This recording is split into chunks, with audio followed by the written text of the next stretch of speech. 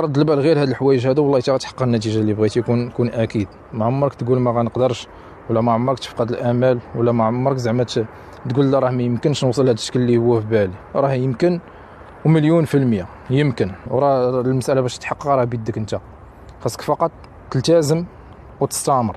راه الا ما كانش الصبر وما كانش الالتزام والاستمراريه راه ما يمكنش تشوف النتائج اللي بغيتي، سواء في هاد الرياضه سواء في اي حاجه.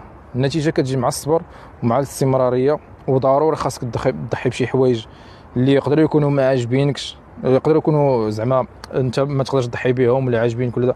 سيرتو في جانب ديال الماكله، حنا تنعرفوا الناس اللي تيكونوا مدمنين على الفاست فود على السكر وهذا، حنا عارفين بان بزاف ما تيقدرش يقطع داك الشيء. ولكن الا بغيتي تحقق صحتك اللي هي غتوقف معك في حياتك، اللي هي كلشي بالنسبه لك، خاص ولا بدا تضحي بشي حوايج اللي كيخرجوا عليك.